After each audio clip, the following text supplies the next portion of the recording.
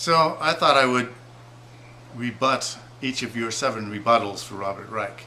First of all, let me say I think Robert Reich is a very astute intellectual thinker. I think he's very good at understanding the big picture and very good in articulating his ideas in a way that's very easy for people to understand. Okay, I have nothing but praise for Robert Reich. I think he does a very good job of educating the public about economics and the situation we're in now, and especially countering a lot of the right-wing talking points that big media is repeating over and over and over again. And that's how myths get started.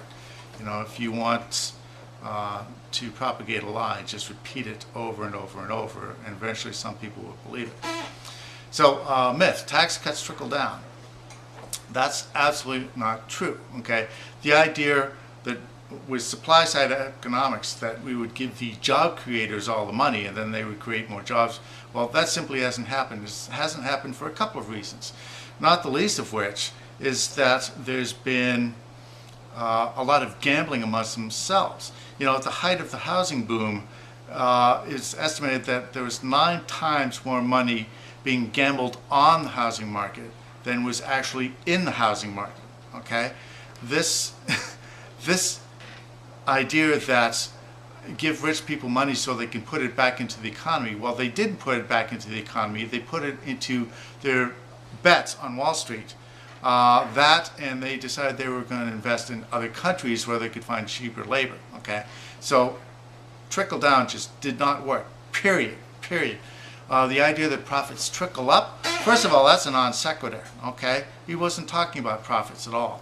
So you bring up profits, I don't know why, but the idea that they trickle up, that's not true either. Okay, when a company does not make a profit, they go belly up.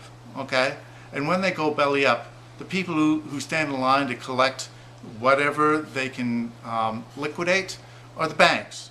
You know what the employees get? The shaft. I've been there. It's happened to me on a couple of occasions. A company's gone belly up and the employees get the shaft. They get their 9 weeks unemployment, and you know, that's it. Okay, high taxes, another myth. High taxes on the wealthy hurt the economy. Well, it doesn't hurt the economy. It doesn't hurt the economy because the economy is basically circulation. When you give more money to the wealthy, you're taking it out of circulation. Now, we've proven that. We've seen how we've taken money, given it to the wealthy, it's been taken out of circulation. It's been gambled on Wall Street, it's been invested in other countries, it's not been put into circulation. So high taxes on the wealthy will not put a dent in the economy, okay? Because the wealthy are not contributing to this economy at all. All right, shrinking government creates jobs. That is a myth. You know, there is an even bigger myth that supply side economists have, and that's the idea that government does not do anything productive. If you look at the highway system, if you look at the school system, if you look at everything the government does to raise productivity for everybody, the government invests in public infrastructure in order to raise productivity. That is one of the core principles of government that supply-siders just cannot lodge into their puny brains. Okay? The idea that we have roads. The economy would falter without roads, without an educational system, without a legal system, without policemen, without a fire department. If we didn't have government, there would be no economy. Okay? Period. The idea that shrinking the government will improve the economy? No. There's a balance. There's a balance between public and private. But to say that that government investment is always a waste in non-productive activity is just plain wrong. Absolutely wrong. Myth, cut the deficit and not boost the economy. Well, you know, we could, with a stroke of the pen, eliminate all the interest we pay on the federal debt. It would be easy. What we would do is we would nationalize the Federal Reserve. We would take the Federal Reserve and the interest it collects, we would apply that to taxes, okay? We would take the interest that the Federal Reserve collects on the money they create out of nothing and use that to pay off the debt, okay? It would be easy. The fact is that the Federal Reserve is a private institution, and there are private individuals making money by creating money out of nothing, by fiat. The government gives them permission to create money out of nothing and to collect interest on it. These individuals have got to be stopped. We could stop the interest payments on the debt tomorrow by nationalizing the Federal Reserve. It would be easy, okay?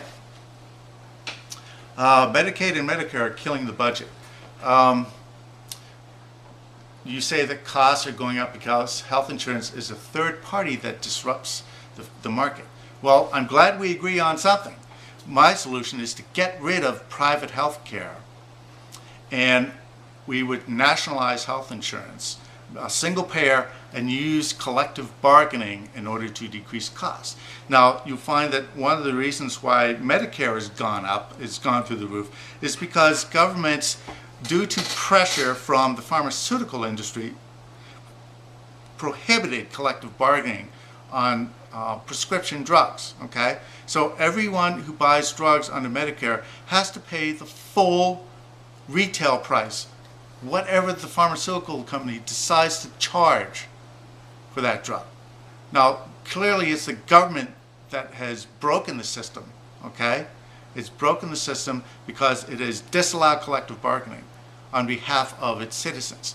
That has got to change. The way to fix and lower costs for the healthcare industry is to nationalize health insurance and to collectively bargain with hospitals and providers in order to reduce the price, in order to reduce the cost.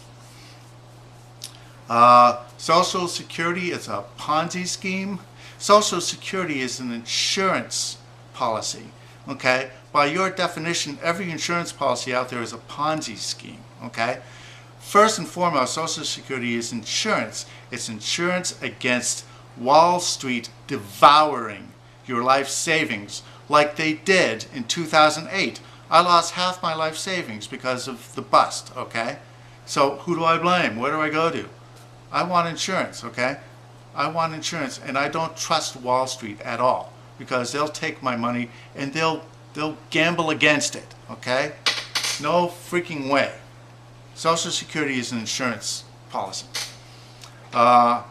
Okay, last but not least, it's unfair for the poor to pay income taxes, not to pay income taxes. Well, if we had a truly fair taxation system, the bulk of the taxes would be assessed on property. It would be property taxes. The reason why there's such disparity in incomes, one of the reasons why, is because the wealthy who own all the property don't pay any tax on their property. They pay next to nothing in property taxes, okay? In income taxes, they don't have income. They've got capital gains. They pay 15% on capital gains, and that's it. And sales tax is very, very small. And for the wealthy who've got most of their money in property and other things, you know, the sales tax, the consumption tax, how are they going to consume that much more than other people? Okay? So it's a regressive tax. Sales tax, VAT tax, income tax, all regressive taxes compared to property taxes. We should be taxing people primarily on property. You know, if you look at fire departments and police and infrastructure and everything else, it's not income it's protecting, it's property that is protecting, okay? So, anyways, that's all I'm going to say for now, and thanks for watching. Bye.